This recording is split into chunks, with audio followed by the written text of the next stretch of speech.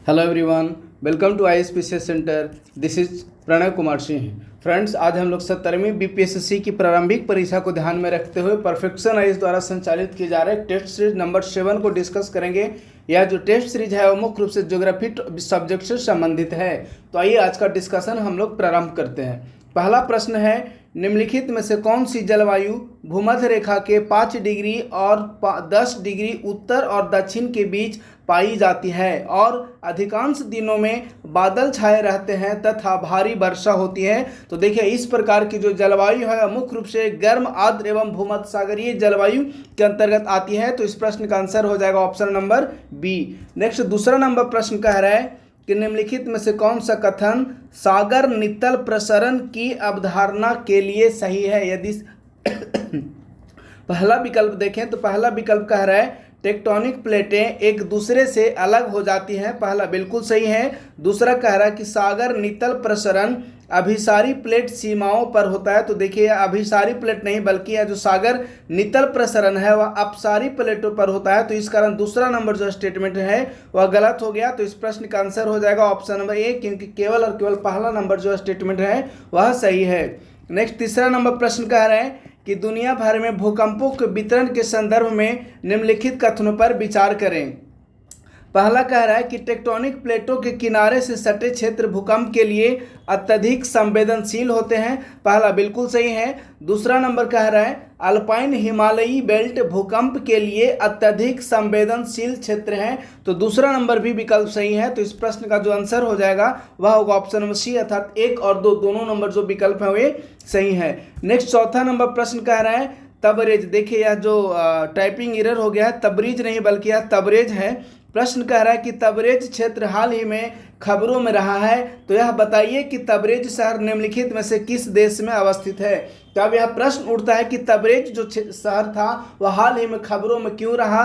तो हाल ही में ईरानी राष्ट्रपति की हेलीकॉप्टर यहाँ दुर्घटनाग्रस्त हो गई थी तबरेज क्षेत्र में ही। इसी कारण तबरेज शहर चर्चा में रहा है। तो प्रश्न कह रहा है कि तबरेज शहर निम्नलिखित में से किस देश में स्थित है। तो यह जो तबरेज शहर है वह ईरान में अवस्थित है। तो इस प्रश्न का आंसर हो जाएगा ऑप्शन नंबर ए। नेक्स्ट, 5वां नंबर प्रश्न कह रहा है 7 प्रमुख प्लेटें हैं जो कई छोटी प्लेटों के साथ पृथ्वी की बाहरी परत बनाती है। इस संदर्भ में निम्नलिखित में से कौन सी प्रमुख प्लेटें नहीं है। ध्यान दीजिएगा, प्रश्न कह रहा है कौन सी प्रमुख प्लेटें नहीं है। तो इस प्रश्न का आंसर हो जाएगा ऑप्शन नंबर सी, अर्थात अरबी जो प्लेट है वह एक प्रमुख प्लेट नहीं है। नेक्स्ट, 6वां नंबर प्रश्न कह रहा है पृथ्वी कई संकेंद्रित परतों से बनी है। पृथ्वी की क्रस्ट, ध्यान दीजिएगा, प्रश्न कर रहा है पृथ्वी की क्रस्ट का निचला भाग निम्न में से किससे बना हुआ होता है। तो आप सारे लोग जानते होंगे कि यह जो पृथ्वी है वह मुख्य रूप से सियाल, सीमा और निफ है, यह 3 से मिलकर बनी है। तो प्रश्न कह रहा है कि पृथ्वी का क्रस्ट का निचला भाग, तो जो पृथ्वी का क्रस्ट का निचला भाग है वह मुख्य रूप से सीमा से मिलकर बना होता है। इसका मतलब होगा कि सिलिका और मैग्नीशिया। लेकिन इसके अतिरिक्त इसमें लोहा भी अल्प मात्रा में यहाँ लोहा भी पाया जाता है। तो इसके आधार पर इस प्रश्न का आंसर हो जाएगा ऑप्शन नंबर बी, मैग्नीशियम और लोहा।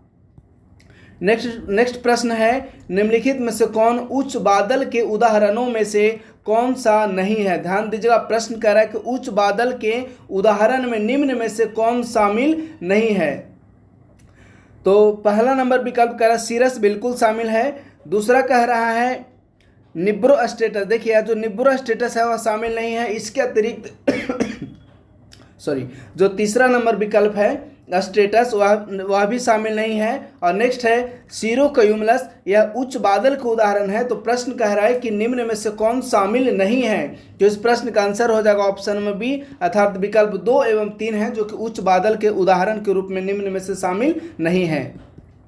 नेक्स्ट प्रश्न कह रहा है महाद्वीपीय विस्थापन सिद्धांत उन शुरुआती तरीकों में से एक का वर्णन करता है जिनके बारे में भूवैज्ञानिकों ने सोचा था कि महाद्वीप समय के साथ चले गए। हालांकि विज्ञान में प्रगति के साथ महाद्वीपीय बहाव के सिद्धांत का स्थान निम्न में से किसके द्वारा ले लिया गया है।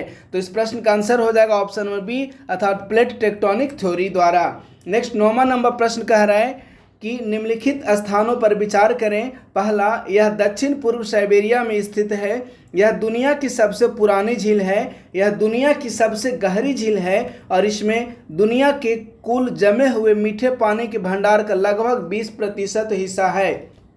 तो अब देखिए, दूसरा और तीसरा नंबर जो विकल्प कह रहा है कि यह दुनिया की सबसे पुरानी और दुनिया की सबसे गहरी झील है। तो यदि हम लोग सपोज उदाहरण लेते हैं कि दुनिया की सबसे गहरी झील कौन सी है, तो आप सारे लोग जानते होंगे कि जो दुनिया की सबसे गहरी झील है वह बैकाल झील है, अर्थात ऑप्शन नंबर सी इस प्रश्न का सही आंसर हो जाएगा।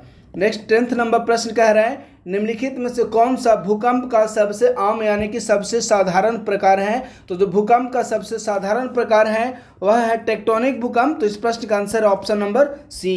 नेक्स्ट 11 नंबर प्रश्न कह रहा है, मार्शल द्वीप निम्न में से किस सागर के निकट है। तो यदि मार्शल द्वीप की हम लोग बात करें तो जो मार्शल द्वीप है वह मुख्य रूप से हवाई प्रांत यानी कि हवाई द्वीप और फिलीपींस के पास स्थित है मार्शल द्वीप। तो इसके आधार पर इस प्रश्न का जो आंसर निकल कर आ रहा है वह ऑप्शन नंबर ए अर्थात दक्षिण चीन सागर, क्योंकि जो फिलीपींस द्वीप है वह दक्षिण चीन सागर में ही अवस्थित है। तो इस प्रकार इस प्रश्न का आंसर है option number A. Next 12 number प्रश्न कह रहा है कि निम्नलिखित में से कौन सा कायांतरित चट्टान के उदाहरणों में से शामिल नहीं है। ध्यान दीजिएगा, प्रश्न कह रहा है कायांतरित चट्टान का उदाहरण निम्न में से कौन नहीं है।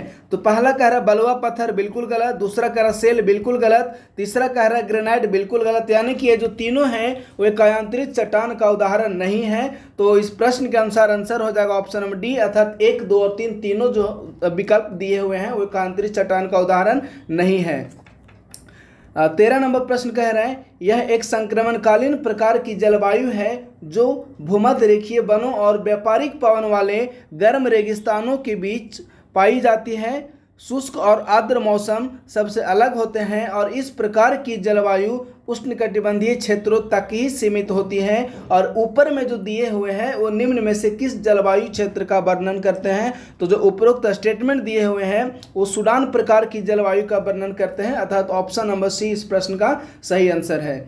नेक्स्ट 14 नंबर प्रश्न कह रहा है, बिसर्प या मिंडर्स। देखिए यह जो बिसर्प है वह नदी द्वारा निर्मित स्थलाकृति है। तो प्रश्न कह रहा है बिसर्प के लिए निम्नलिखित में से कौन सा सही है। ध्यान दीजिएगा, प्रश्न कह रहा है कि बिसर्प के लिए निम्नलिखित में से कौन सा सही है। पहला कह रहा है वे केवल सपाट तली वाली हिमनदी घाटियों से जुड़ी स्थलाकृति है। देखिए हिमनद से जुड़ी स्थलाकृति नहीं, तो पहला नंबर जो विकल्प है गलत होगा, क्योंकि जो बिसर्प है वे नदी द्वारा निर्मित स्थलाकृति हैं।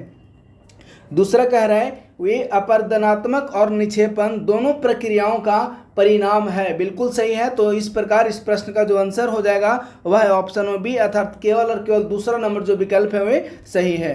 नेक्स्ट 15 नंबर प्रश्न कह रहा है, भूकंप एक प्राकृतिक खतरा है जो मानव जीवन पर विनाशकारी प्रभाव डाल सकता है। इस संदर्भ में निम्नलिखित में से कौन सा भूकंप का प्रभाव हो सकते हैं। यदि भूकंप के प्रभाव की बात करें तो भूकंप के कारण हिमस्खलन बिल्कुल सही है। आग की घटना लग सकती है, यह भी सही है। सुनामी, दरार और मृदा द्रवीकरण, ये पांचों जो विकल्प दिए गए हैं वे किसी न किसी प्रकार से भूकंप इसके लिए किसी न किसी प्रकार से एक प्रमुख कारण बनता है। तो इसका आधार पर इस प्रश्न का आंसर हो जाएगा option number D.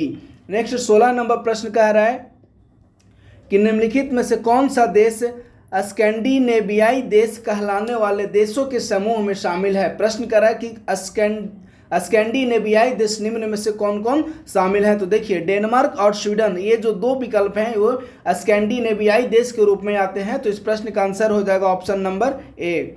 Next 17 number प्रश्न कह रहा है, समुद्र और महासागर जैसे दो बड़े जल निकायों को जोड़ने वाले पानी के संकीर्ण मार्ग को क्या कहते हैं। तो देखिए जो समुद्र और महासागर को जो एक मार्ग जोड़ती है उस मार्ग को हम लोग जल डमरू मध्य यानी कि जल संधि के रूप में जानते हैं। तो इस प्रश्न का आंसर है option number B. Next 18 number प्रश्न कह रहा है, माइक्रोनेशिया कैरोलीन द्वीप समूह में 600 से अधिक द्वीपों और टापुओं से बना एक देश है। तो बताइए कि माइक्रोनेशिया निम्न में से किस महासागर में अवस्थित है। तो यह जो माइक्रोनेशिया है वह पश्चिमी प्रशांत महासागर में अवस्थित है। तो प्रश्न का answer option number B. Next 19 number प्रश्न कह रहे हैं, भूकंप एक वैश्विक खतरा है जो दुनिया भर में लाखों लोगों की जान ले लेता है। इस संदर्भ में भूकंप से होने वाले विनाश एवं क्षति की मात्रा निम्न में से किस पर निर्भर करती है, अर्थात जो भूकंप से क्षति होती है वह निम्न में से किस पर निर्भर करती है। तो पहला कह रहा है स्थानीय भूविज्ञान, बिल्कुल सही है। नेक्स्ट कह रहा है जोखिम प्रबंधन उपाय, यह भी सही है। नेक्स्ट है कि दिन का वह समय जब यह घटित होता है। स्वाभाविक बात है कि जब दिन में भूकंप आता है तो उसकी तुलना में जो रात में किस समय में भूकंप आएगा उसमें ज़्यादा नुकसान होगा, तो तीसरा नंबर विकल्प भी सही है। और नेक्स्ट है उपरोक्त सभी, अर्थात जब उपरोक्त तीनों विकल्प सही हैं तो इसका आधार पर इस प्रश्न का आंसर हो जाएगा ऑप्शन नंबर डी, उपरोक्त सभी। नेक्स्ट 20 नंबर प्रश्न कह रहा है यह आम बात है कि जब हवाएं अश्व अक्षांश में प्रवेश करती हैं तो ये अलग हो जाती हैं और ध्रुवों की ओर बहने लगती हैं। तो बताइए कि अश्व अक्षांश निम्न में से कहाँ अवस्थित है। यदि अश्व अक्षांश की बात करें तो जो अश्व अक्षांश है वह भूमध्य रेखा के 30 डिग्री उत्तर और दक्षिण दोनों गोलार्धों में अवस्थित है।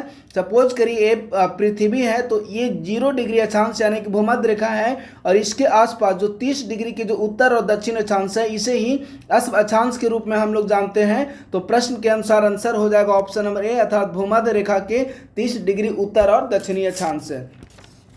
21 नंबर प्रश्न की तरफ मूव करते हैं। तो देखिए जो 21 नंबर प्रश्न कह रहा है कि नागोर्नो कराबाख एक विवादित क्षेत्र है जिसने हाल के दिनों में काफ़ी हिंसा देखी है।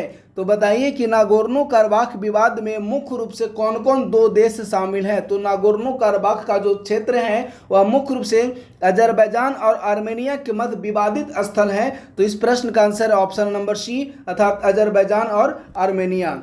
नेक्स्ट 22 नंबर प्रश्न कह रहा है रफाह सीमा जिसे हाल ही में खबरों में देखा जा सकता है निम्न में से किन 2 देशों के बीच सीमा का निर्धारण करता है। तो जो रफाह क्षेत्र है वह मुख्य रूप से इजराइल और फलस्तीन के मध्य एक विवादित क्षेत्र है। तो प्रश्न कह रहा है कि रफाह सीमा हाल ही में खबरों में देखा जा सकता है वह निम्न में से किन 2 देशों के बीच सीमा का निर्धारण करता है। तो यह जो रफाह क्षेत्र है वह इजराइल और फिलिस्तीन के मध्य सीमा का निर्धारण करता है, अर्थात option number A. Next 23 number प्रश्न कह रहा है कि निम्नलिखित कथनों पर विचार करिए। पहला, स्थलीय ग्रह जेबियन ग्रहों की तुलना में धीमी गति से घूमते हैं, और दूसरा कह रहा है कि स्थलीय ग्रहों में जेबियन ग्रहों की तुलना में कम गुरुत्वाकर्षण होता है। तो देखिए गुरुत्वाकर्षण कम नहीं बल्कि स्थलीय ग्रहों में जेबियन ग्रहों की तुलना में गुरुत्वाकर्षण अधिक होता है। तो दूसरा नंबर जो स्टेटमेंट है वह गलत हो गया।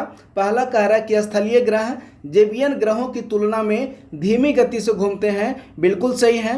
अब प्रश्न कह रहा है कि ऊपर दिए गए कथनों में से कौन सा कथन सही है। तो इस प्रश्न का आंसर हो जाएगा ऑप्शन नंबर ए, अर्थात केवल और केवल पहला नंबर जो स्टेटमेंट है वह सही है। नेक्स्ट 24 नंबर प्रश्न कह रहा है निम्नलिखित में से कौन सा विश्व का एकमात्र नदी बेसिन है जिसकी 3 सहायक नदियां 3000 किलोमीटर से अधिक लंबी हैं। तो इस प्रश्न का आंसर हो जाएगा ऑप्शन नंबर सी, अर्थात अमेजन नदी।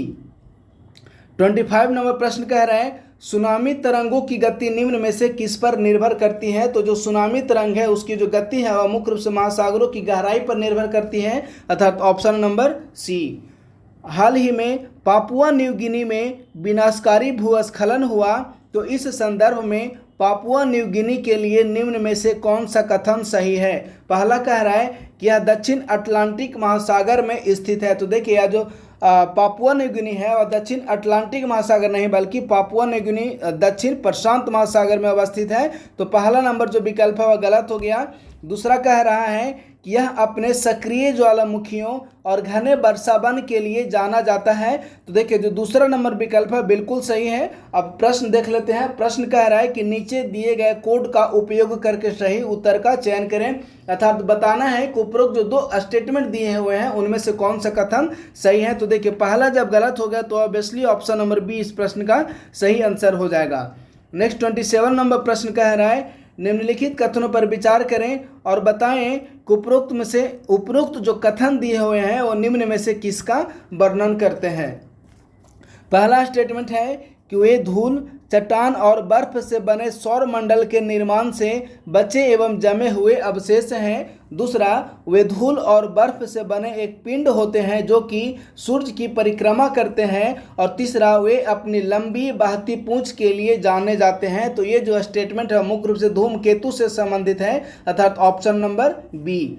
नेक्स्ट 28 नंबर प्रश्न कह रहा है कि माउंट एटना, अब देखिए जो माउंट एटना है वह मुख्य रूप से इटली में पड़ता है, एक ज्वालामुखी है। माउंट एटना जो यूरोप की सबसे अधिक सक्रिय ज्वालामुखी है और दुनिया की यानी कि विश्व की सबसे बड़े ज्वालामुखी में से एक है।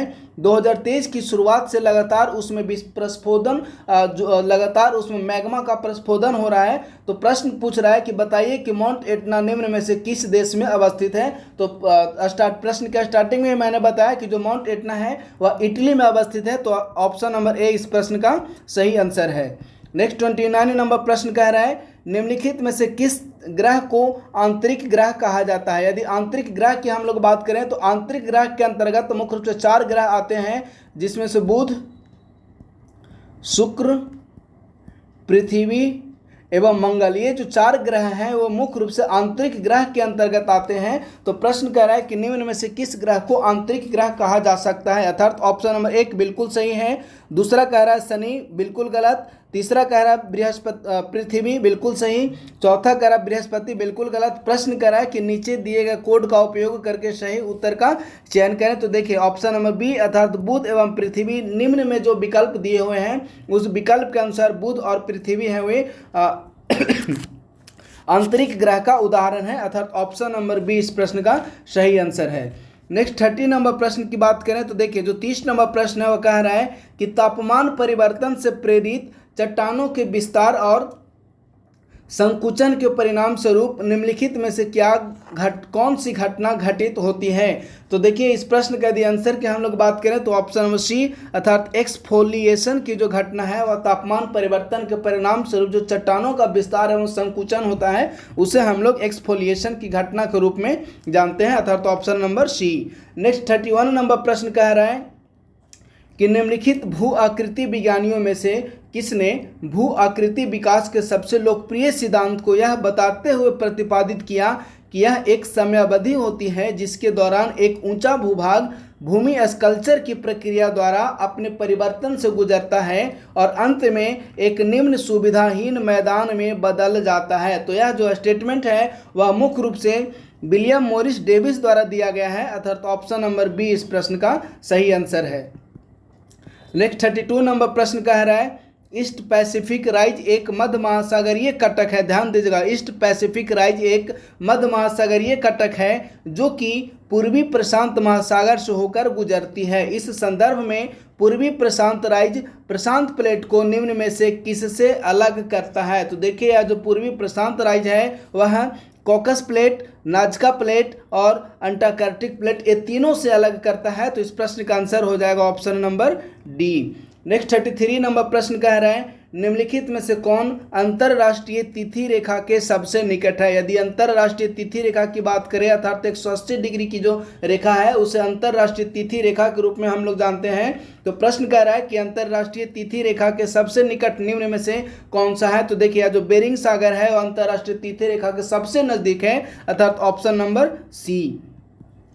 नेक्स्ट प्रश्न कह रहा है प्राचीन सरीसृप मेसोसॉरस के जीवाश्म केवल दक्षिण अफ्रीका और दक्षिण अमेरिका में पाए जाते हैं। हालांकि दक्षिण अफ्रीका और दक्षिण अमेरिका हजारों किलोमीटर महासागर द्वारा अलग किए गए हैं। तो बताइए कि निम्न में से कौन सा इसके लिए एक संभावित प्रमुख कारक हो सकता है। तो देखिए इस प्रश्न के यदि हम लोग आंसर की बात करें तो ऑप्शन नंबर बी दक्षिण अफ्रीका और दक्षिण अमेरिका दोनों जो हैं वह कभी पेंजिया नामक एक ही महाद्वीप का हिस्सा थे। तो इस कारण इस प्रश्न का आंसर हो जाएगा option number B. Next 35 number प्रश्न कह रहा है हरमट्टन का अर्थ है डॉक्टर शुष्क और धूल भरी उत्तर पूर्वी व्यापारिक हवाएं। तो प्रश्न पूछ रहा है कि बताइए कि यह जो हरमट्टन है वह निम्न में से किस क्षेत्र में चलती है। तो जो हरमट्टन है वह मुख्य रूप से पश्चिमी अफ्रीकी क्षेत्र में चलती है, अर्थात ऑप्शन नंबर बी इस प्रश्न का सही आंसर हो जाएगा।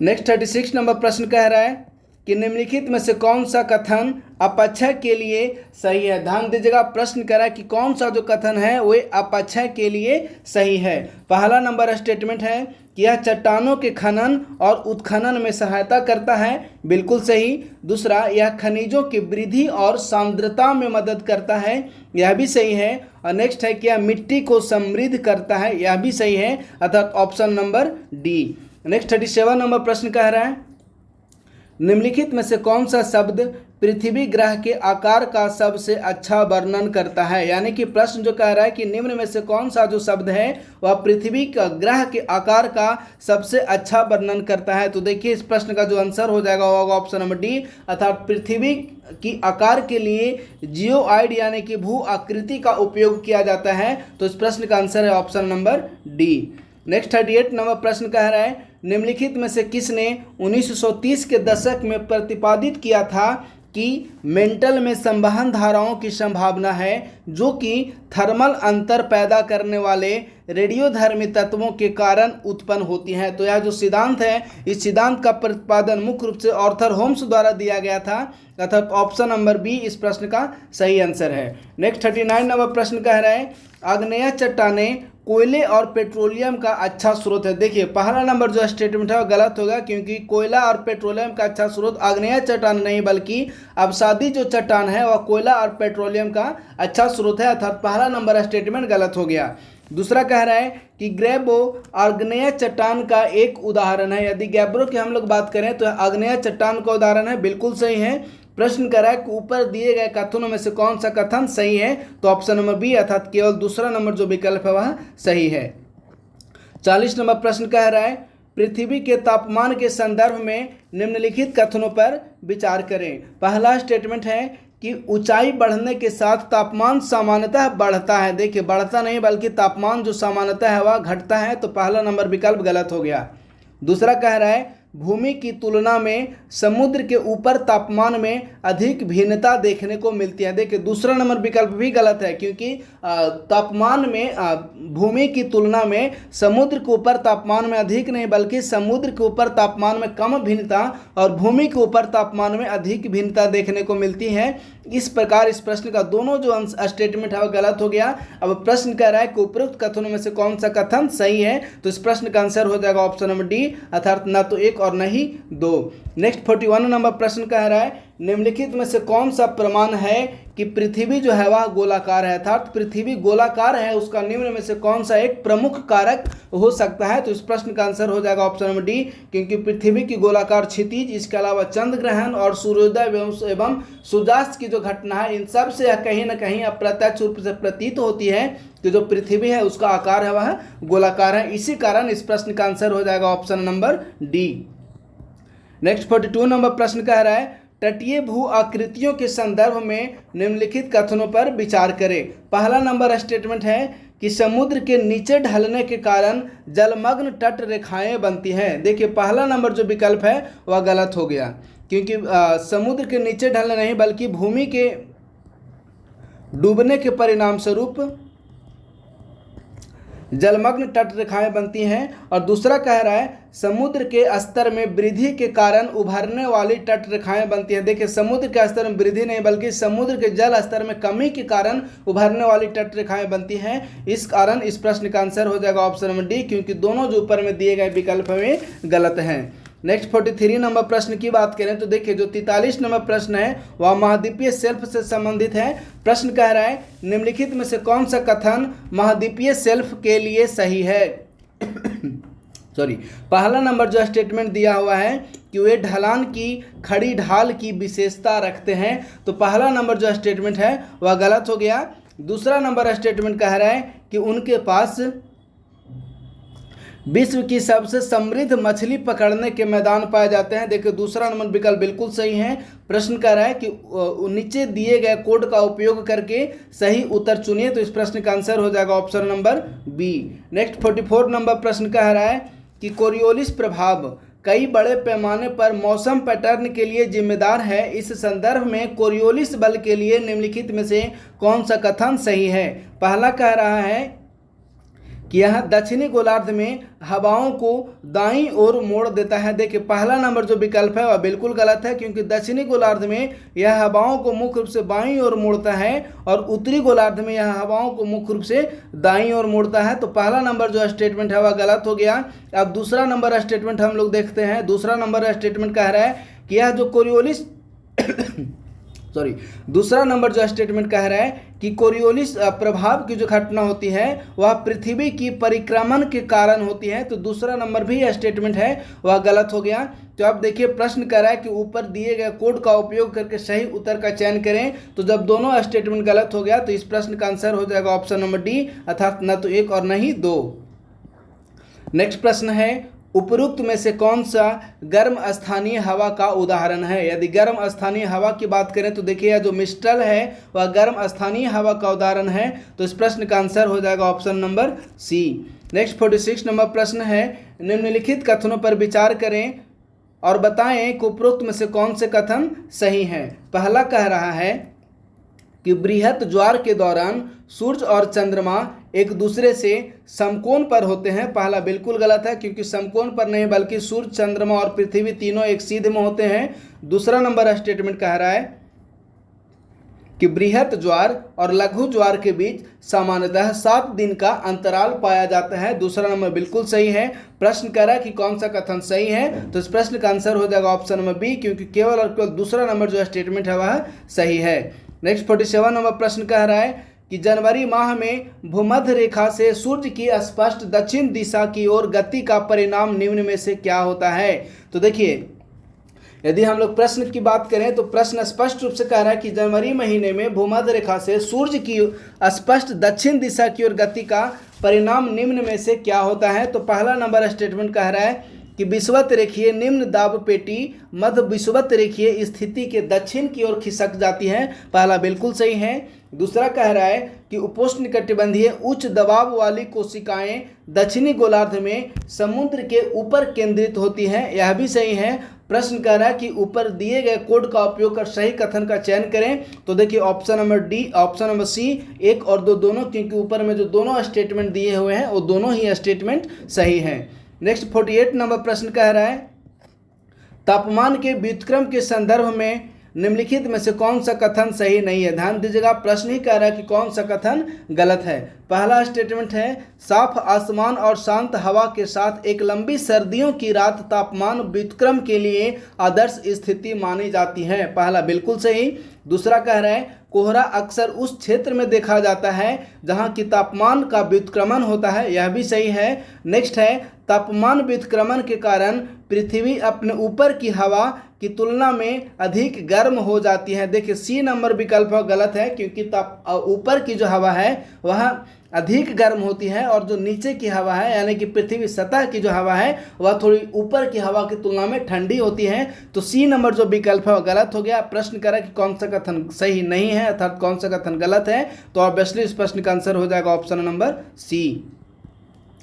नेक्स्ट प्रश्न कह रहा है, उत्तरी अमेरिका का पश्चिमी भाग एक पहाड़ी क्षेत्र है जिसे वेस्टर्न कॉर्डिलेरस के नाम से भी जाना जाता है। इस संदर्भ में पश्चिमी कॉर्डिलेरस के लिए निम्न में से कौन सा कथन सही नहीं है। पहला कह रहा है, इसमें कई समानांतर श्रेणियां शामिल हैं। देखिए पहला नंबर स्टेटमेंट बिल्कुल सही है। दूसरा कह रहा है कि पश्चिमी कॉर्डिलेरस में आश्चर्यजनक रूप से सक्रिय ज्वालामुखी अनुपस्थित है। देखिए अनुपस्थित नहीं बल्कि उपस्थित यानी कि पाए जाते हैं। तो दूसरा नंबर विकल्प गलत हो गया। तीसरा कह रहा है, यह महाद्वीप की पूरी लंबाई में पूर्व से पश्चिम तक फैला हुआ है। तीसरा नंबर विकल्प भी गलत है। तो प्रश्न कह रहा है कि कौन सा विकल्प गलत है। तो इसके आधार पर 2 एवं 3 नंबर जो विकल्प है वो गलत है। अब इसके आधार पर यदि हम आंसर को सिलेक्ट करें तो option number D. Next 50 number प्रश्न कह रहा है, पृथ्वी पर दबाव पेटियों के संदर्भ में निम्नलिखित कथनों पर विचार करें और बताएं कि उपरोक्त में से कौन सा कथन है वे सही है। पहला कह रहा है कि भूमध्य रेखीय निम्न वायुदाब पेटियों को डोल्ड्रम पेटी के नाम से जाना जाता है। पहला बिल्कुल सही है। दूसरा कह रहा है, उपोष्णकटिबंधीय उच्च दबाव बेल्ट क्षेत्र की विशेषता तेज हवाएं और भारी वर्षा है। देखिए दूसरा नंबर विकल्प गलत हो गया, क्योंकि तेज हवाएं नहीं बल्कि उपोष्णकटिबंधीय उच्च दबाव क्षेत्र में हल्की हवा चलती है एवं बारिश भी तेज नहीं होती है, बारिश भी हल्की बारिश होती है। तो इसका आधार पर दूसरा नंबर जो विकल्प है वह गलत हो गया।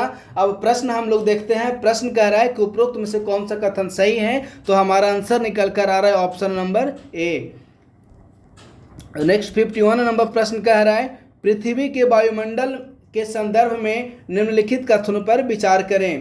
पहला विकल्प दिया हुआ है कि क्षोभ मंडल में संपूर्ण वायुमंडल का अधिकांश द्रव्यमान समाहित होता है, पहला बिल्कुल सही है। दूसरा कह रहा है धूल के कण की सांद्रता सर्वाधिक सांद्रता भूमध्य रेखीय क्षेत्रों में पाई जाती है, तो दूसरा नंबर जो विकल्प है बिल्कुल गलत है, क्योंकि धूल कण की जो सर्वाधिक सांद्रता होती है वह उपोष्ण कटिबंधीय क्षेत्र एवं समशीतोष्ण कटिबंधीय क्षेत्रों में पाई जाती है। इस कारण जो दूसरा नंबर विकल्प है वह गलत हो गया।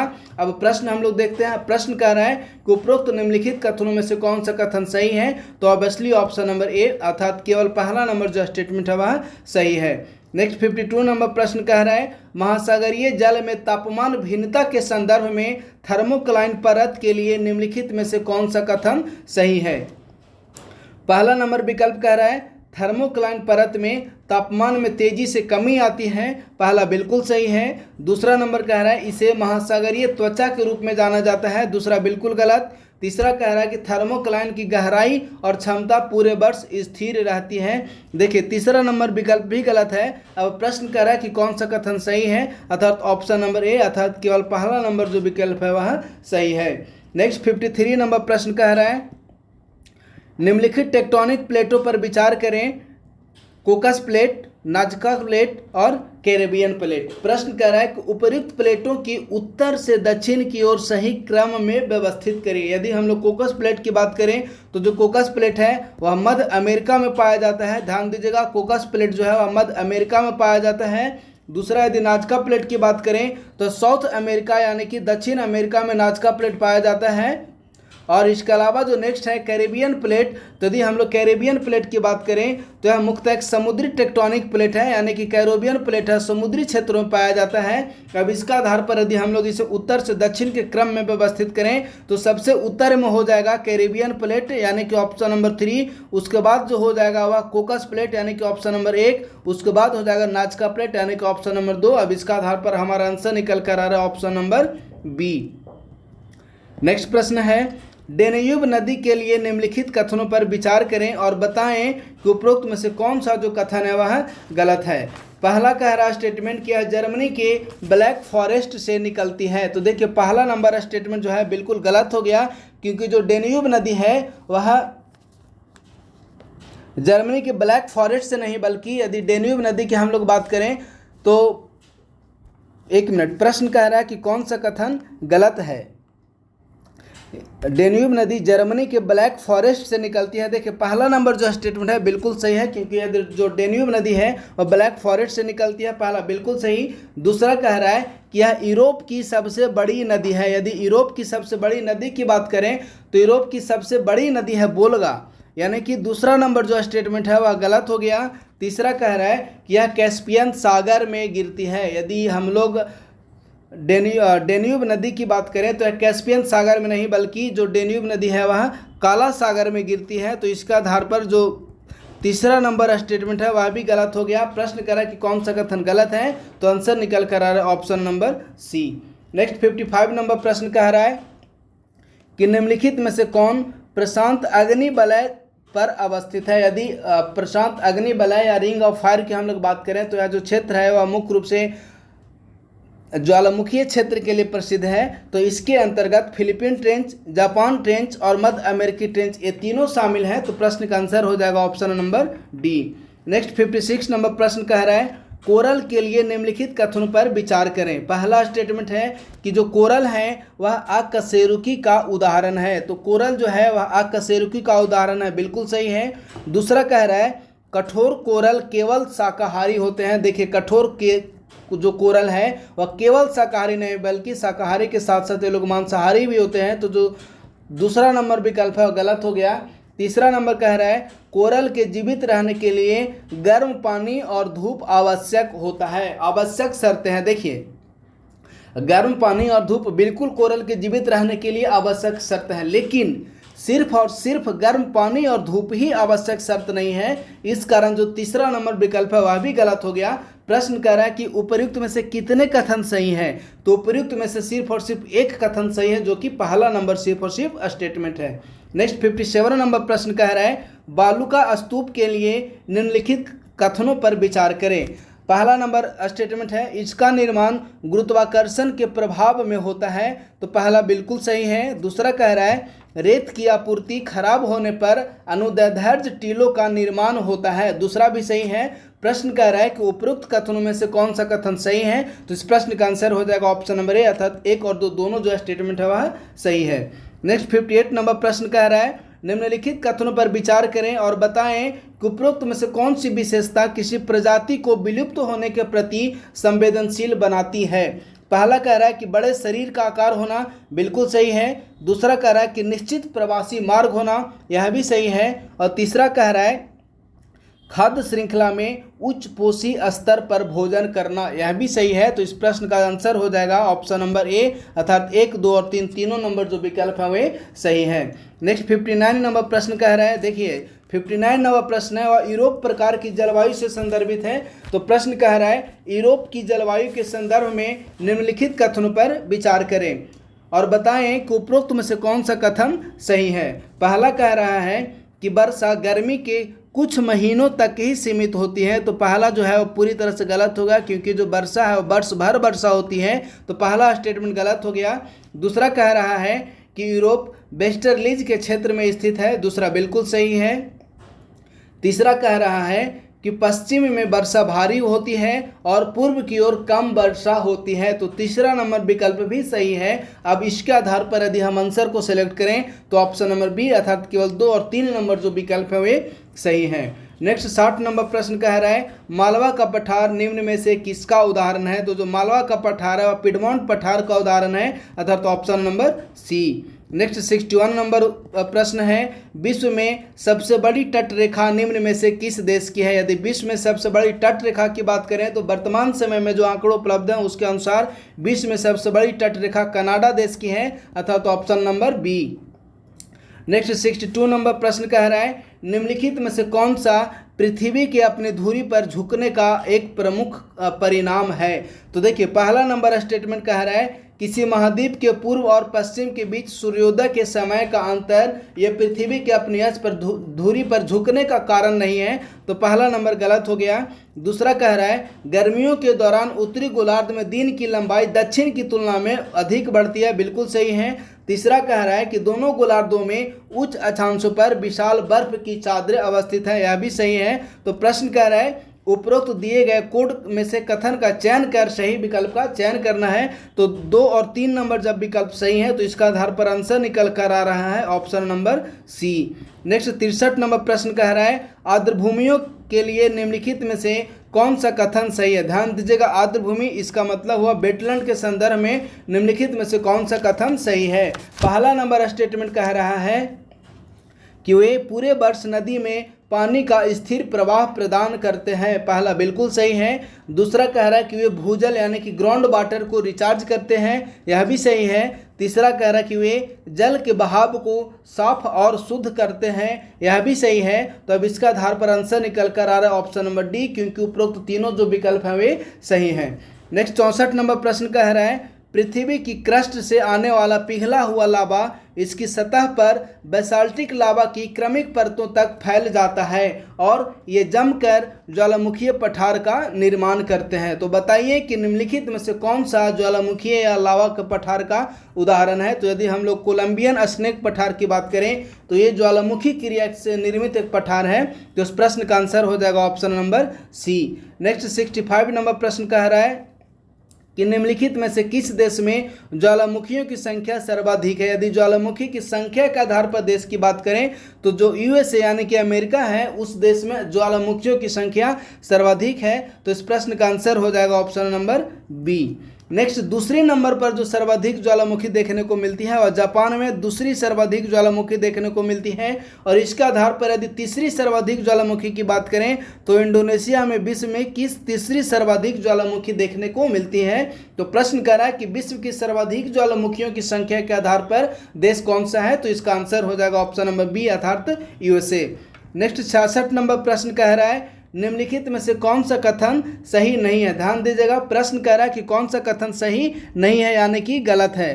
पहला नंबर स्टेटमेंट दिया हुआ है कि वेस्ट इंडीज गन्ने की खेती के लिए प्रसिद्ध है, पहला बिल्कुल सही है। दूसरा कह रहा है कि मिसिसिपी नदी बेसिन के दक्षिण भागों में कपास और तंबाकू बड़े पैमाने पर उगाए जाते हैं, यह भी सही है। तीसरा कह रहा है कि मध्य अमेरिका की उष्णकटिबंधीय निचली भूमि केले की खेती के लिए प्रसिद्ध है, तो देखिए यह भी सही है। और नेक्स्ट जो डी नंबर विकल्प कह रहा है कि दक्षिण अमेरिका के आंतरिक भाग में व्यापक स्तर पर प्रेरी घास के मैदान पाए जाते हैं, तो जो डी नंबर विकल्प है वह गलत हो गया, क्योंकि यदि प्रेरी घास के मैदान की बात करें तो जो प्रेरी घास का मैदान है वह दक्षिण अमेरिका में नहीं बल्कि जो प्रेरी घास का मैदान है उत्तरी अमेरिका में पाया जाता है, तो जो डी नंबर विकल्प है वह गलत हो गया।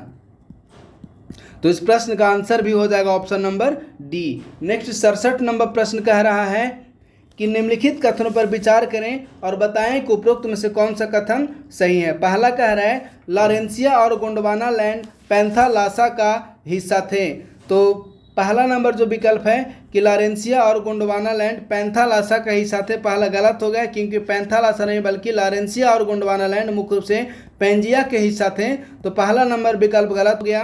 दूसरा कह रहा है कि मध्य महासागरीय कटक पृथ्वी की सतह पर सर्वाधिक लंबी पर्वत श्रृंखला है, दूसरा बिल्कुल सही है।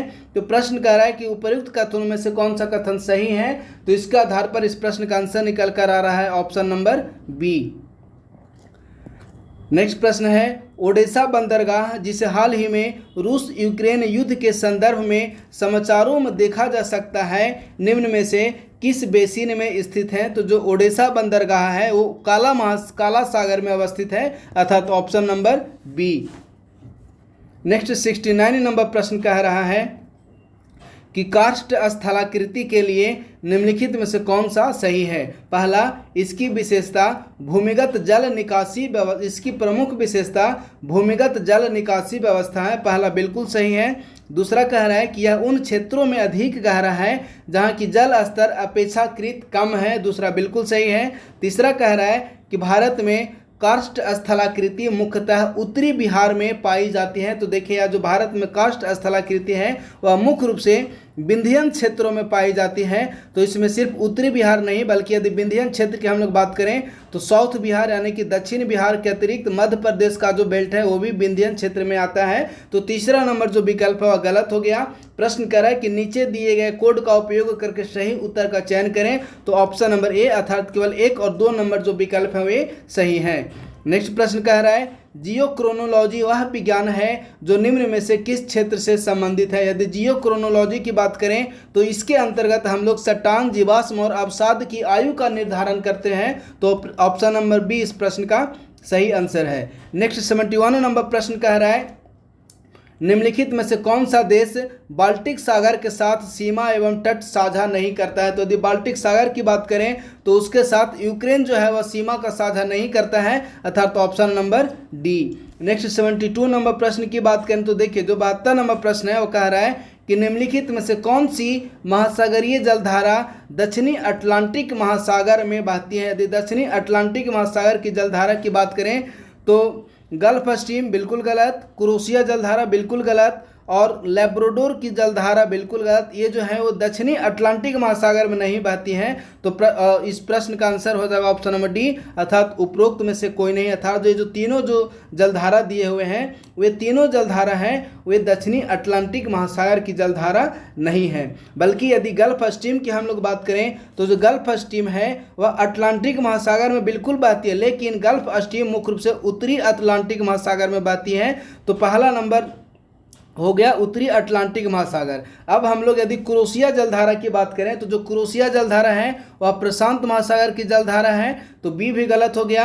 और नेक्स्ट है लैब्राडोर जलधारा। यदि लैब्राडोर जलधारा की हम लोग बात करें तो यह भी जलधारा है, वह भी मुख्य रूप से उत्तरी अटलांटिक महासागर की जलधारा है। इसी कारण इस प्रश्न का आंसर है ऑप्शन नंबर डी, अर्थात उपरोक्त में से कोई नहीं। नेक्स्ट प्रश्न है, पृथ्वी का लगभग 97.5% पानी महासागरों में पाया जाता है जो कि अत्यधिक खारी अवस्था में है, शेष 2.5% ताज़ा जल है। तो बताइए कि इस संदर्भ में ताजे पानी के स्रोत का सही घटता क्रम निम्नलिखित में से कौन सा हो सकता है। यदि ताजे पानी के स्रोत की हम लोग बात करें तो सर्वाधिक ग्लेशियर, उसके बाद ग्राउंड वाटर, उसके बाद झील एवं नदी और उसके बाद वायुमंडल है, अर्थात option number A. Next 74 number प्रश्न कह रहा है कि उष्णकटिबंधीय वर्षा वन के लिए निम्नलिखित कथनों पर विचार करें और बताएं कि उपरोक्त में से कौन सा कथन सही है। पहला नंबर स्टेटमेंट कह रहा है कि इसमें सभी बायोम के बीच सबसे अधिक अस्थायी फसल बायोमास है। तो सबसे अधिक अस्थायी फसल बायोमास है, पहला बिल्कुल सही है। दूसरा कह रहा है कि इसकी मिट्टी में पोषक तत्वों का भंडारण बहुत अधिक होता है। तो देखिए, पोषक तत्वों का भंडारण बहुत अधिक नहीं बल्कि अत्यल्प होता है, यानी कि बहुत कम होता है। तो दूसरा नंबर जो विकल्प है वह गलत हो गया। अब प्रश्न कह रहा है कि कौन सा कथन सही है, तो इस प्रश्न का आंसर हो जाएगा ऑप्शन नंबर ए, अर्थात केवल एक नंबर सही है। नेक्स्ट प्रश्न कह रहा है, निम्नलिखित कथनों पर विचार करें और बताएं कि उपरोक्त में से कौन सा कथन सही है। पहला नंबर स्टेटमेंट है कि पृथ्वी के कुल क्षेत्रफल का 1/3 भाग भूमि द्वारा निर्मित है। तो 1/3 नहीं बल्कि 1/4 भाग है वह भूमि द्वारा निर्मित है। तो पहला नंबर स्टेटमेंट गलत हो गया।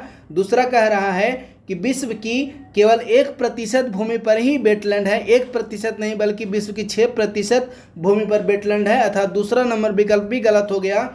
तीसरा नंबर विकल्प कह रहा है कि पृथ्वी के कुल भूमि क्षेत्र का लगभग 1/3 भाग वन से आच्छादित है। तो तीसरा नंबर विकल्प बिल्कुल सही है। तो इस प्रश्न का आंसर हो जाएगा ऑप्शन नंबर बी।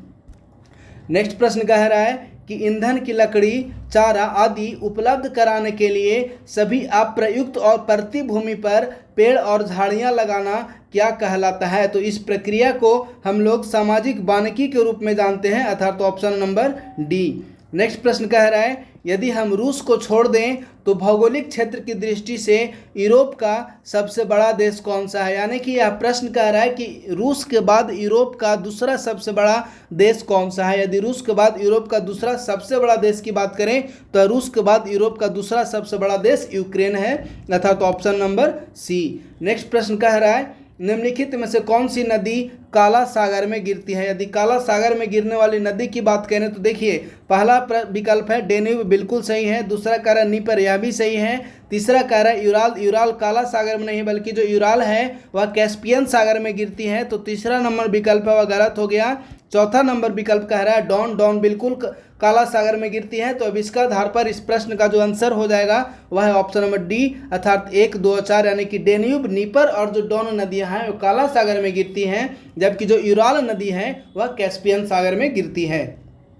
तो इस प्रश्न का आंसर हो गया option number D. Next 79 number प्रश्न कह रहा है, भौगोलिक या जलवायु क्षेत्रों के बीच अपने पशुओं के साथ लोगों की मौसमी आवाजाही को ट्रांसह्यूमन्स कहा जाता है। तो निम्नलिखित में से कौन सी जनजाति ट्रांसह्यूमन्स अभ्यास के लिए प्रमुख है, यानी कि जानी जाती है। तो पहला कह रहा है किर्गिज, बिल्कुल सही है। दूसरा गुर्जर, यह भी सही है। तीसरा गद्दी, यह भी सही है। और नेक्स्ट बकरवाल, बिल्कुल सही। तो इस प्रश्न का आंसर हो जाएगा ऑप्शन नंबर डी। नेक्स्ट प्रश्न है, भौगोलिक क्षेत्रफल की दृष्टि से इंडोनेशिया का सबसे बड़ा द्वीप कौन सा है। तो यदि इंडोनेशिया का सबसे बड़ा द्वीप की हम लोग बात करें तो न्यू गिनी जो है वह इंडोनेशिया का सबसे बड़ा द्वीप है। तो इस प्रश्न का आंसर हो जाएगा ऑप्शन नंबर बी। नेक्स्ट प्रश्न कह रहा है, पीटरमैन ग्लेशियर जो अपने विशाल बर्फ द्वीप के टूटने की घटनाओं के लिए जाना जाता है, निम्न में से किस क्षेत्र में अवस्थित है। यानी कि जो पीटरमैन ग्लेशियर है, प्रश्न स्पष्ट रूप से कह रहा है कि पीटरमैन ग्लेशियर किस क्षेत्र में अवस्थित है। तो जो पीटरमैन ग्लेशियर है वह ग्रीनलैंड में अवस्थित है, अर्थात ऑप्शन नंबर बी। नेक्स्ट प्रश्न कह रहा है, निम्नलिखित में से किस देश का समय क्षेत्र सबसे अधिक है। यदि समय क्षेत्र की बात करें तो इस प्रश्न का आंसर हो जाएगा ऑप्शन नंबर डी, अर्थात जो फ्रांस का है समय क्षेत्र सर्वाधिक है। जो कि 12 है, लेकिन यदि अंटार्कटिका को हम लोग मिला दिया जाए तो फ्रांस का जो सर्वाधिक क्षेत्र हो जाएगा वह 13 हो जाएगा। अंटार्कटिका को मिलाने के बाद फ्रांस का सर्वाधिक समय क्षेत्र 13 हो जाएगा, लेकिन यदि अंटार्कटिका को रिमूव कर दें तो फ्रांस में सर्वाधिक समय जोन 12 है। नेक्स्ट प्रश्न है, किसी विशेष क्षेत्र की निम्नलिखित विशेषताओं पर विचार करें और उपर्युक्त कथनों में से निम्नलिखित जो और यह स्पष्ट करें उपरोक्त जो कथन दिए हुए हैं वह निम्न में से किस क्षेत्र का वर्णन करते हैं। पहला कह रहा है समुद्र की बड़ी आम्रभूमि में गहराई तक प्रवेश करती है। दूसरा, इसका अपवाह कई नौगम्य नदियों द्वारा होता है जो कि प्रत्येक दिशा में बहती हैं। इसके आसपास की अधिकांश खाड़ियां और समुद्र उथले हुए हैं और यह क्षेत्र कई प्रायद्वीपों और द्वीपों से बना हुआ है। तो अब देखिए, जैसे ही किसी प्रश्न में विकल्प आ जाता है कि यह क्षेत्र कई प्रायद्वीपों और द्वीप से मिलकर बना है, तो स्वाभाविक बात है कि वह जो क्षेत्र है वह यूरोप का चर्चा कर रहा है, क्योंकि यूरोप को ही हम लोग प्रायद्वीपों का द्वीप के रूप में जानते हैं। तो इस प्रश्न का आंसर ऑब्वियसली हो जाएगा ऑप्शन नंबर बी। नेक्स्ट प्रश्न है, जनसंख्या की दृष्टि से निम्नलिखित में से कौन से 3 सबसे बड़े अफ्रीकी देश हैं। तो यदि 3 सबसे बड़े अफ्रीकी देश की हम लोग बात करें तो देखिए, इस प्रश्न का जो आंसर हो जाएगा वह है ऑप्शन नंबर बी, अर्थात नाइजीरिया, इथोपिया और मिस्र। ये जनसंख्या की दृष्टि से 3 सबसे बड़े भौगोलिक देश हैं कसका, अफ्रीका महादेश का। नेक्स्ट 85 नंबर प्रश्न कह रहा है कि समुद्र तल के पेलजुक निक्षोभ जो कि कैलकेरियस या सिलिसियस भागों के साथ समुद्री सूक्ष्मजीवों के शैली और कंकाल अवशेषों से बने होते हैं, उसे निम्न में से किस रूप में हम लोग जानते हैं। तो इस प्रक्रिया को हम लोग ओजस के रूप में जानते हैं, अर्थात option number B. Next 86 number प्रश्न कह रहा है, विश्व भर में चूना पत्थर का सर्वाधिक विशिष्ट विस्तार किस क्षेत्र में या किस देश में पाया जाता है। तो जो चूना पत्थर है उसका सर्वाधिक विस्तार स्लोवेनिया में पाया जाता है, अर्थात option number B. Next 87 number प्रश्न कह रहा है, निम्नलिखित कथनों पर विचार करें और बताएं कि उपरोक्त में से कौन से क्षेत्र हाईलैंड हिमनद के भू आकृति के रूप में वर्णित है। तो पहला नंबर विकल्प कह रहा है मोरेनीज। तो पहला नंबर विकल्प मोरेनीज बिल्कुल सही है। दूसरा कह रहा है लटकती हुई घाटियां भी हिमनद द्वारा निर्मित स्थलाकृति है। और नेक्स्ट है यू आकार की घाटियां भी हिमनद द्वारा ही निर्मित स्थलाकृति हैं। तो इस प्रश्न का आंसर हो जाएगा ऑप्शन नंबर बी, अर्थात 1, 2 और 3 तीनों जो विकल्प है वे सही हैं। नेक्स्ट 88 नंबर प्रश्न कह रहा है, निम्नलिखित में से कौन सा कथन अक्षांश और देशांतर के लिए सही है। तो पहला नंबर विकल्प कह रहा है कि सभी अक्षांश समान लंबाई के होते हैं, पहला बिल्कुल सही। दूसरा कह रहा है कि सभी देशांतर समान लंबाई के होते हैं, गलत। तीसरा कह रहा है कि 0 डिग्री देशांतर रेखा प्रधान मध्याह्न रेखा के रूप में जानी जाती है, तीसरा बिल्कुल सही। तो इस प्रश्न का आंसर हो जाएगा option number A. Next 89 number प्रश्न कह रहा है, निम्नलिखित में से कौन सा रेगिस्तान विश्व मानचित्र पर सबसे पूर्वी स्थान पर स्थित है। यदि सबसे पूर्वी क्षेत्रों में अवस्थित यदि रेगिस्तान की हम लोग बात करें तो जो सिम्पसन रेगिस्तान है वह विश्व मानचित्र पर सबसे पूर्वी स्थान पर स्थित है, और जो सिम्पसन रेगिस्तान है वह ऑस्ट्रेलिया में पाया जाता है। तो इस प्रश्न का आंसर हो जाएगा option number D. Next 90 number प्रश्न कह रहा है कि पूर्व की ओर जाने वाले यात्री को ग्रीनविच से मध्याह्न रेखा तक पहुंचने तक कितना समय लगता है। यानी कि इस प्रश्न का आंसर हो जाएगा ऑप्शन नंबर सी, अर्थात 180 डिग्री पूर्व। नेक्स्ट 91 नंबर प्रश्न कह रहा है कि निम्नलिखित पर विचार करें और बताएं कि उपरोक्त में से कौन से विवर्तनिक झील का उदाहरण है। पहला कह रहा है कैस्पियन सागर बिल्कुल सही है। दूसरा है तांगानिका झील और तीसरा है मृत सागर। यदि 2 एवं 3 नंबर विकल्प की बात करें, मतलब तांगानिका झील और मृत सागर झील की बात करें, तो ये जो झील है वह भ्रंश घाटी से निर्मित झील है, अर्थात विवर्तनिक झील का उदाहरण ये नहीं है। तो इस प्रश्न का आंसर हो जाएगा ऑप्शन नंबर ए, अर्थात केवल और केवल पहला, यानी कि कैस्पियन सागर जो है इस विकल्प के अनुसार कैस्पियन सागर विवर्तनिक झील का उदाहरण है। नेक्स्ट 92 नंबर प्रश्न कह रहा है, निम्नलिखित में से कौन सा महासागर तल की लघु उच्चावच की विशेषता नहीं है। यदि महासागरीय तल की लघु उच्चावच की बात करें तो जो गहरे समुद्र का मैदान है वह महासागरीय तल की लघु उच्चावच की विशेषता नहीं है, अर्थात option number C. Next 93 number प्रश्न की बात करते हैं। तो देखिए 93 नंबर प्रश्न जलवायु क्षेत्र से संबंधित है। प्रश्न कह रहा है कि किसी जलवायु क्षेत्र की निम्नलिखित विशेषताओं पर विचार करिए और बताइए कि जो उपरोक्त विशेषताएं हैं वो निम्न में से किस जलवायु क्षेत्र का वर्णन करती हैं।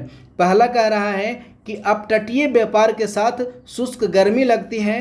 दूसरा, शीतकाल में सघन वर्षा होती है। यदि शीतकाल की हम लोग बात करें कि शीतकाल में जब सघन वर्षा होती है तो यह जो जलवायु का विशेषता है वह सिर्फ भूमध्य सागरीय जलवायु में ही शीतकाल में सघन वर्षा की घटना होती है। तो इस प्रश्न का आंसर हो जाएगा ऑप्शन नंबर सी, अर्थात भूमध्य सागरीय जलवायु। नेक्स्ट 94 नंबर प्रश्न कह रहा है कि निम्नलिखित में से किसने प्रतिपादित किया है कि सूर्य सौर निहारिका से घिरा हुआ है, जिसमें कि धूल के साथ साथ अधिकांशतः हाइड्रोजन और हीलियम है, और कणों के मध्य घर्षण तथा टकराव से डिस्क के आकार के बादल का निर्माण हुआ, जो कि अभिवृद्धि की प्रक्रिया से ग्रहों का निर्माण का कारण बना है। तो यह देखिए, यह जो घटना है वह मुख्य रूप से ओटो स्मिथ और कार्ल बिजास्कर द्वारा प्रतिपादित किया गया है। तो इस प्रश्न का आंसर हो जाएगा ऑप्शन नंबर सी।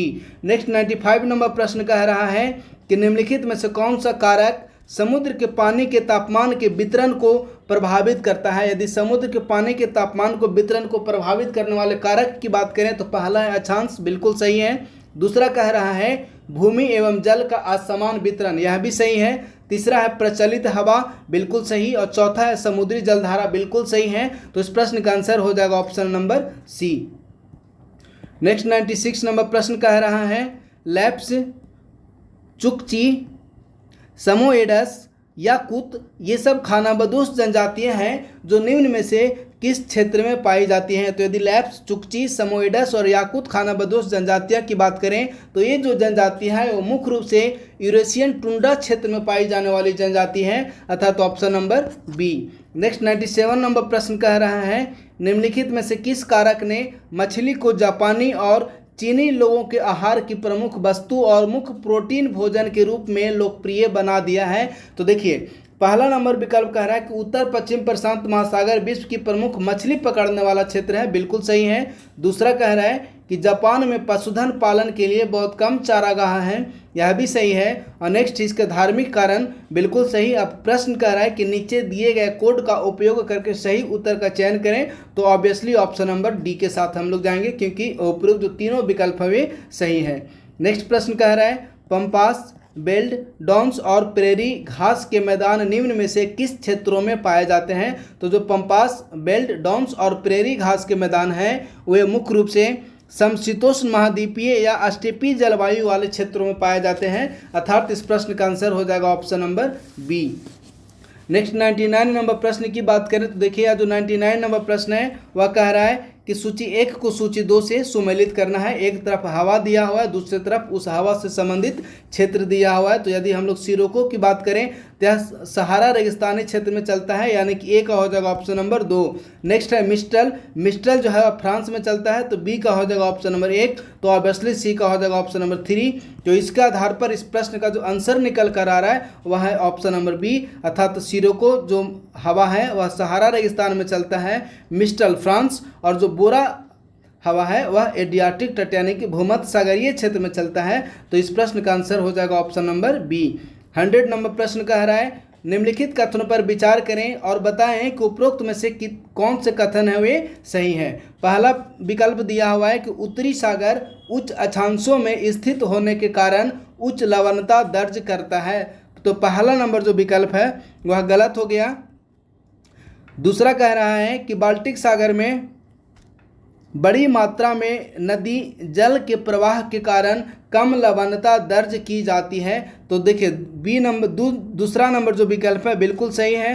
तीसरा नंबर कह रहा है कि उच्च वाष्पीकरण के कारण भूमध्य सागर में उच्च लवणता दर्ज की जाती है, तीसरा नंबर भी सही है। तो प्रश्न कह रहा है कि उपरोक्त में से कौन से कथन सही हैं। तो इस प्रश्न का आंसर हो जाएगा ऑप्शन नंबर बी। अब हम लोग पहला नंबर स्टेटमेंट की बात करते हैं। पहला नंबर जो विकल्प है वह कह रहा है कि उत्तरी सागर उच्च अक्षांशों में स्थित होने के कारण उच्च लवणता दर्ज करता है। देखिए जो उत्तरी सागर है वह उच्च अक्षांश में स्थित होने के कारण नहीं, बल्कि जो उत्तरी सागर जो है उत्तरी अटलांटिक महासागर के कारण वह उच्च लवणता को दर्ज करता है, तो उत्तरी सागर को उच्च लवणता दर्ज करने का जो कारण है वह है उत्तरी अटलांटिक महासागर। तो प्रश्न के अनुसार आंसर हो जाएगा ऑप्शन नंबर बी, क्योंकि पहला नंबर विकल्प गलत है और दूसरा और तीसरा नंबर जो विकल्प है वे सही है।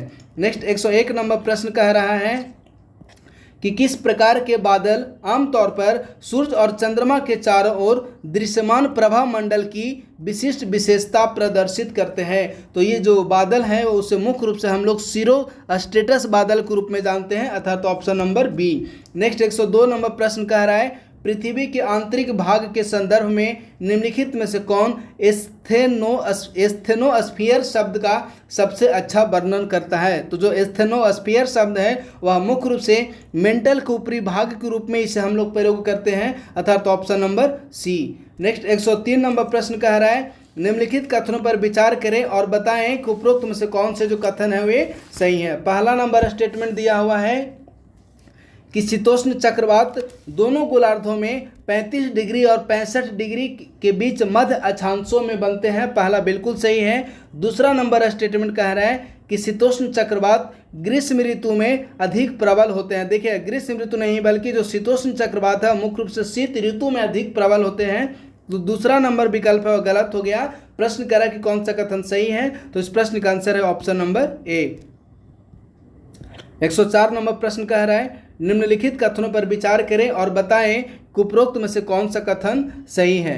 पहला नंबर स्टेटमेंट दिया हुआ है कि महासागरीय गर्त अभिसारी प्लेट सीमा से जुड़ी होती है, पहला बिल्कुल सही है। दूसरा कह रहा है सूर्य के प्रकाश की अनुपस्थिति के कारण महासागरीय गर्त प्राथमिक उत्पादों से रहित होती है। तो देखिए यह जो महासागरीय गर्त है प्राथमिक उत्पादों से रहित नहीं होते हैं, तो दूसरा नंबर विकल्प गलत हो गया। अब प्रश्न देखते हैं हम लोग, प्रश्न करा कि उपरोक्त में से कौन सा कथन सही है, तो ऑब्वियसली इस प्रश्न का आंसर हो जाएगा ऑप्शन नंबर ए। नेक्स्ट प्रश्न है मैजिनॉट रेखा निम्न में से किस देश के बीच महत्वपूर्ण राष्ट्रीय सीमा का निर्धारण करते हैं। तो जो मैजिनॉट रेखा है वह फ्रांस एवं जर्मनी के मध्य सीमा का निर्धारण करते हैं, तो इस प्रश्न का आंसर हो जाएगा option number A. Next 106 number प्रश्न कह रहा है निम्नलिखित में से कौन सा कारक हवाओं की क्षैतिज गति को प्रभावित करता है। यदि हवाओं की क्षैतिज गति को प्रभावित करने वाले कारकों पर हम लोग चर्चा करें तो पहला कह रहा है दाब प्रवणता बल, बिल्कुल सही। दूसरा कोरियोलिस बल, यह भी सही है। नेक्स्ट है ऊंचाई, बिल्कुल सही। तो इस प्रकार इस प्रश्न का आंसर हो जाएगा ऑप्शन नंबर डी। नेक्स्ट प्रश्न कह रहा है निम्नलिखित में से कौन सा सौर मंडल का सबसे कम घनत्व वाला ग्रह है। यदि सौर मंडल का सबसे कम घनत्व वाला ग्रह की बात करें तो वह शनि है, अर्थात option number B. Next 108 number प्रश्न कह रहा है निम्नलिखित कथनों पर विचार करें और बताएं कि उपरोक्त में से कौन सा कथन गलत यानी कि सही नहीं है। पहला नंबर स्टेटमेंट कह रहा है कि महाद्वीपीय परत की तुलना में महासागरीय परत अधिक मोटी होती है। तो पहला नंबर स्टेटमेंट ही गलत होगा, क्योंकि अधिक मोटी नहीं बल्कि महासागरीय परत जो है वह महाद्वीपीय परत की तुलना में अधिक पतली होती है। तो पहला नंबर स्टेटमेंट गलत हो गया। दूसरा नंबर स्टेटमेंट कह रहा है प्रमुख पर्वतीय प्रणालियों के क्षेत्रों में महाद्वीपीय परत अधिक मोटी होती है, दूसरा बिल्कुल सही। तो प्रश्न का आंसर हो जाएगा इस प्रश्न का आंसर हो जाएगा ऑप्शन नंबर ए, क्योंकि जो महाद्वीपीय परत की तुलना में महासागरीय परत है वह अधिक मोटी नहीं बल्कि अधिक पतली होती है। तो इसी कारण इस प्रश्न का आंसर है ऑप्शन नंबर ए, सिर्फ पहला नंबर जो स्टेटमेंट है वह गलत है। नेक्स्ट प्रश्न कह रहा है कि निम्नलिखित में से कौन प्रशांत महासागर की ठंडी महासागरीय जलधारा नहीं है। यदि प्रशांत महासागर की ठंडी महासागरीय जलधारा की बात करें तो जो कुरोशियो जलधारा है वह प्रशांत महासागर की ठंडी जलधारा नहीं है। तो इस प्रश्न का आंसर है option number C. Next 110 number प्रश्न कह रहा है कि क्रिस्टल भागों के भीतर ठंडा होने वाला लावा विभिन्न रूप धारण करता है, इन रूपों को अंतर्वेदी भू आकृतियाँ कहा जाता है। निम्नलिखित में से कौन से अंतर्वेदी भू आकृतियों का उदाहरण है। यदि अंतर्वेदी भू आकृतियों के उदाहरण की हम लोग बात करें तो लैकोलिथ बिल्कुल सही है, डाइक्स बिल्कुल सही है, सिल्स बिल्कुल सही है, काल्डेरा, देखिए काल्डेरा नहीं है। तो इस प्रश्न का आंसर हो जाएगा ऑप्शन नंबर सी। नेक्स्ट प्रश्न है मध्य अक्षांशों के क्षेत्रों की तुलना में भूमध्य रेखा के पास समुद्र का पानी लगभग 8 सेंटीमीटर अधिक होने के लिए निम्नलिखित में से कौन सा कारक जिम्मेदार है। तो इस प्रश्न का आंसर हो जाएगा ऑप्शन नंबर डी, सौर तापमान इस घटना के लिए जिम्मेदार है।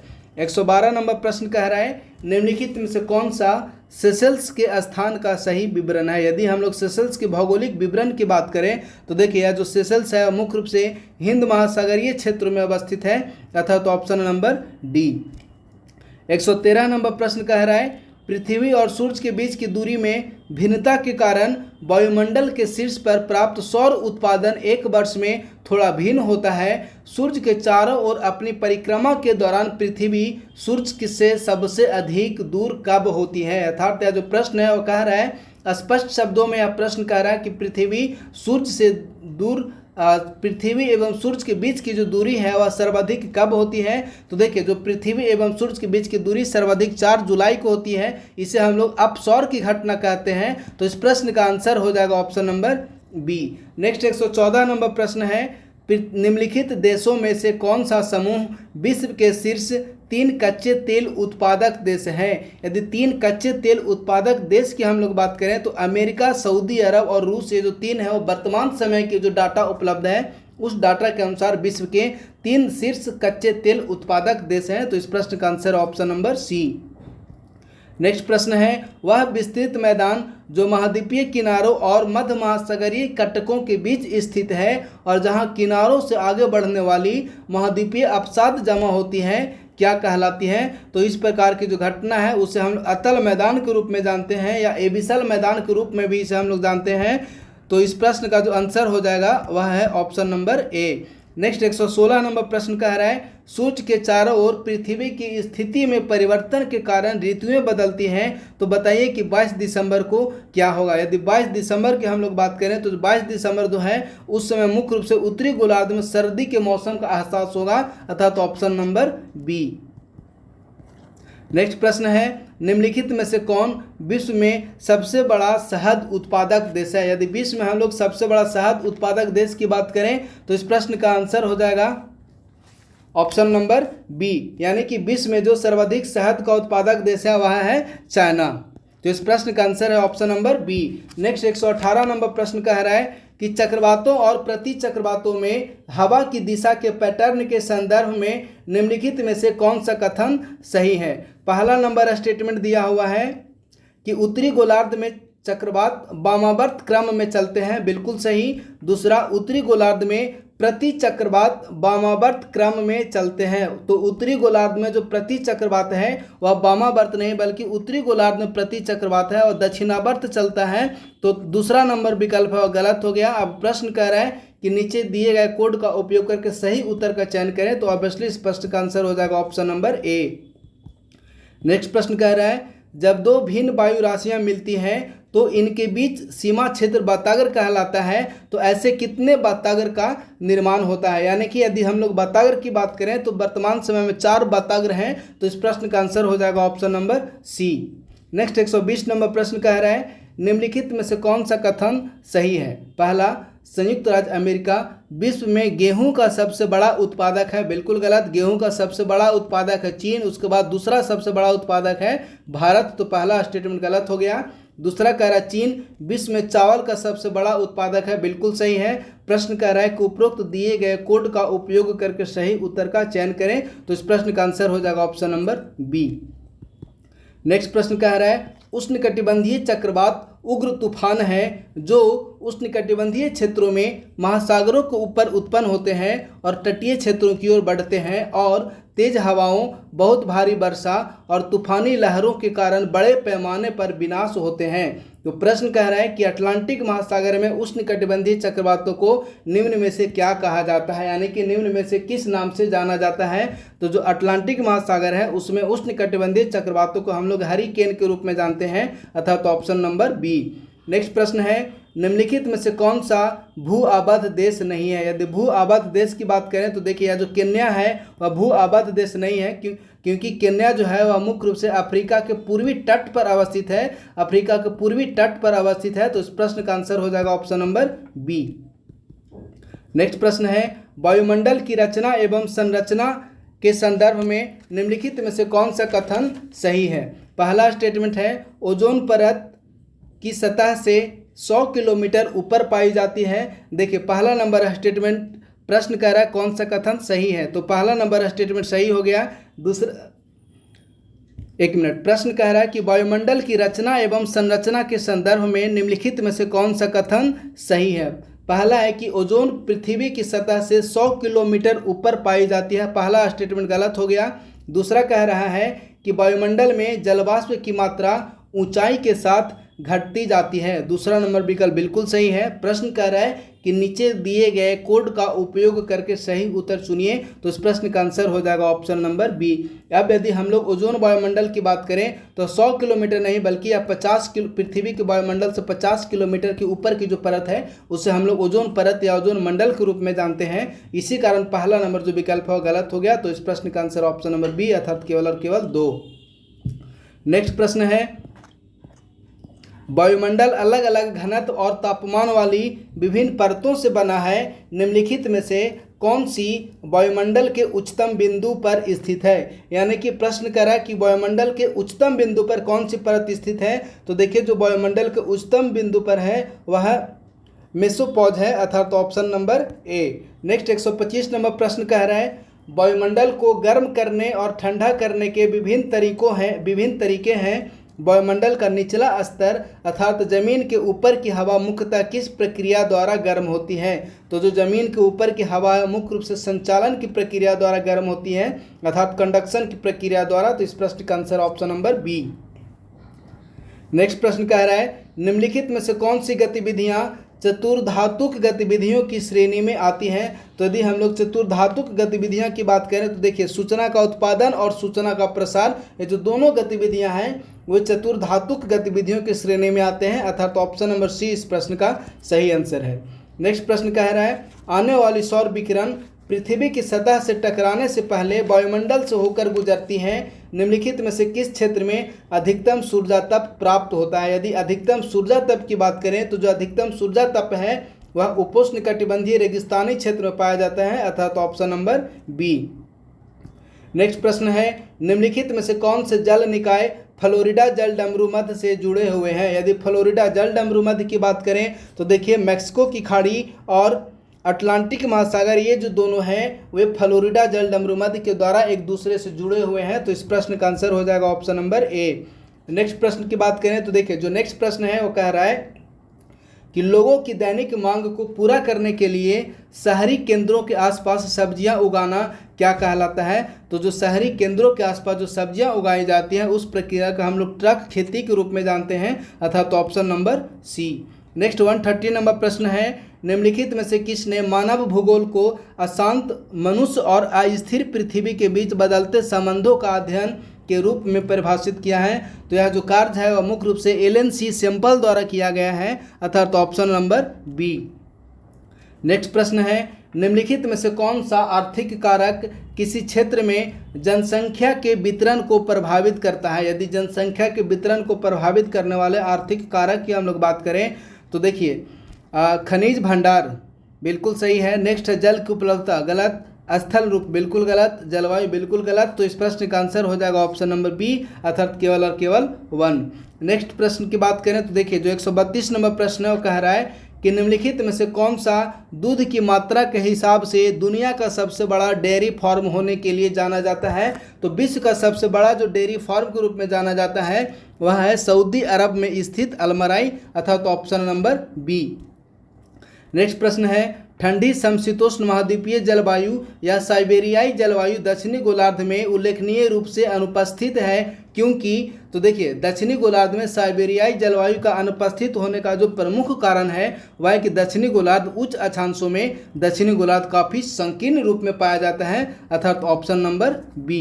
नेक्स्ट 134 नंबर प्रश्न है, संग्रहण का अभ्यास कठोर जलवायु परिस्थितियों वाले क्षेत्रों में किया जाता है। इसमें अक्सर आदिम समाज शामिल होते हैं जो जीवन निर्वाह के लिए पौधों और जानवरों दोनों का खनन करते हैं। इस संदर्भ में निर्वाह संग्रहण का अभ्यास निम्न में से किस क्षेत्र में किया जाता है। यदि हम लोग निर्वाह संग्रहण की बात करें तो अमेजन बेसी बिल्कुल सही है।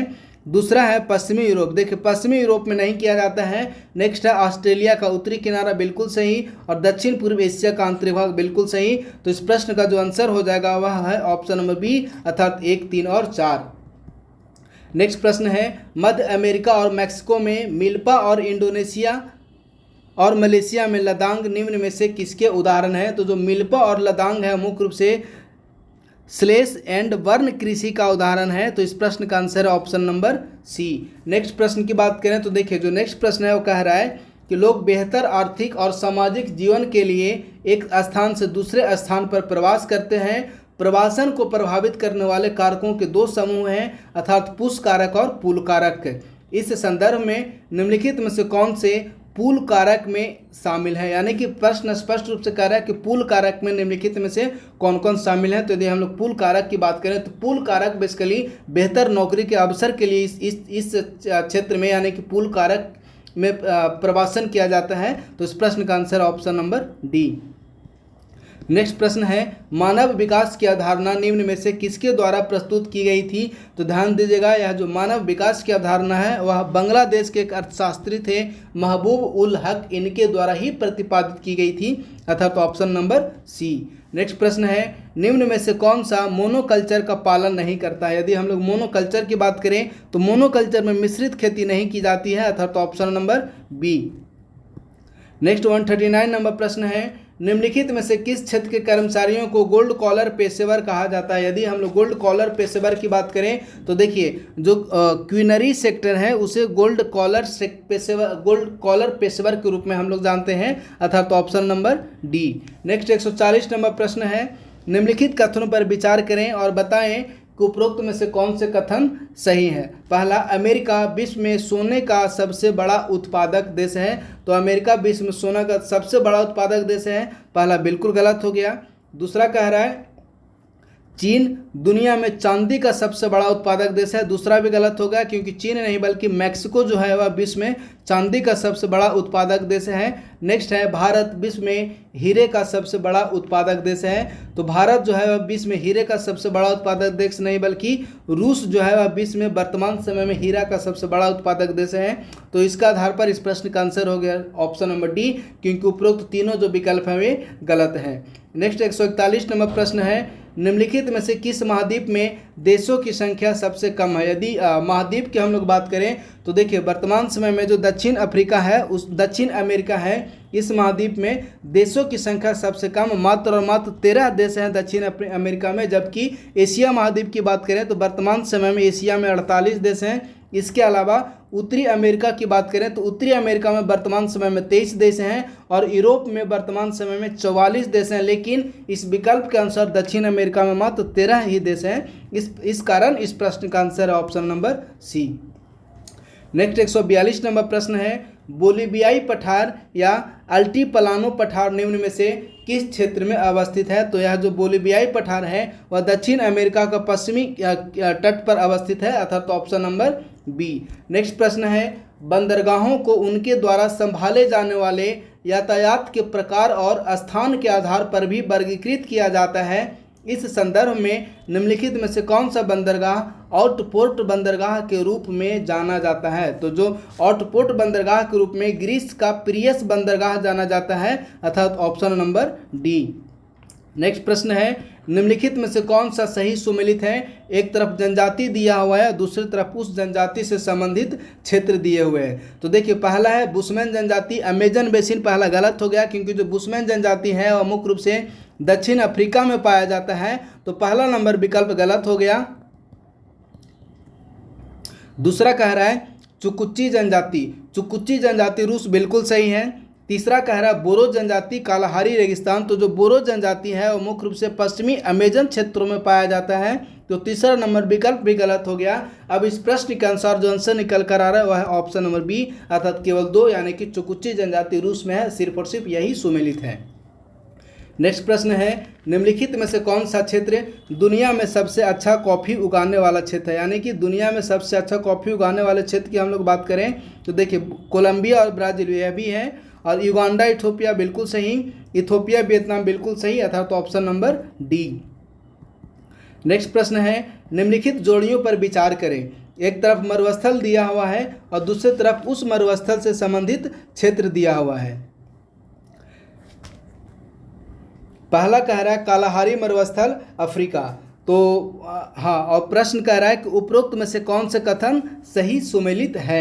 अब हम लोग यदि कालाहारी मरुस्थल की बात करें तो देखिए कालाहारी मरुस्थल है और दक्षिण अफ्रीका बिल्कुल सही है। और नेक्स्ट है मोजाबे रेगिस्तान यूरोप। तो जो मोजाबे रेगिस्तान है वह यूरोप नहीं बल्कि यूएसए में मोजाबे रेगिस्तान पाया जाता है, तो दूसरा नंबर विकल्प गलत हो गया। नेक्स्ट है अट्टाकामा दक्षिण अमेरिका। अट्टाकामा दक्षिण अमेरिका यह भी सही है। तो इस प्रश्न के अनुसार आंसर हो जाएगा विकल्प 1 एवं 3 अर्थात ऑप्शन नंबर सी। नेक्स्ट प्रश्न है पनामा के स्थल संधि के लिए निम्नलिखित में से कौन सा कथन सही है। देखिए पहला नंबर विकल्प कह रहा है कि यह दक्षिण अमेरिका को उत्तरी अमेरिका से जोड़ता है। पनामा नहर दक्षिण अमेरिका को उत्तरी अमेरिका से जोड़ता है, बिल्कुल सही है। नेक्स्ट है यह प्रशांत महासागर और कैरेबियन सागर के बीच अवस्थित है, यह भी सही है। तो इस प्रश्न का आंसर हो जाएगा ऑप्शन नंबर सी अर्थात 1 और 2 दोनों जो विकल्प है वे सही है। नेक्स्ट 148 नंबर प्रश्न है निम्नलिखित में से कौन सा देश अधिकतम देशांतर रेखा पार करता है। यदि देशांतर रेखा की बात करें तो इस प्रश्न का आंसर हो जाएगा ऑप्शन नंबर ए अर्थात तो रूस। नेक्स्ट प्रश्न की बात देखिए, नेक्स्ट प्रश्न है निम्नलिखित में से कौन सा विश्व का सबसे बड़ा भूमि आबद्ध बंदरगाह है। यानी कि विश्व का सबसे बड़ा भूमि आबद्ध बंदरगाह निम्न में से कौन सा है। तो देखिए जो सैन फ्रांसिस्को की खाड़ी है वह विश्व का सबसे बड़ा भूमि आबद्ध बंदरगाह है अर्थात ऑप्शन नंबर ए इस प्रश्न का सही आंसर हो जाएगा। नेक्स्ट और आज का लास्ट प्रश्न है निम्नलिखित में से किस देश ने पिछले दशक में जनसंख्या में नकारात्मक वृद्धि देखी है और 2011 से 2021 के बीच पिछले 10 वर्षों में अपनी जनसंख्या का 10% से अधिक खो दिया है। तो यह जो देश है वह मुख्य रूप से बुल्गारिया है। तो इस प्रश्न का आंसर हो जाएगा ऑप्शन नंबर डी। तो इस प्रकार से फ्रेंड्स आज का जो सेशन था वो समाप्त हुआ। बहुत बहुत धन्यवाद।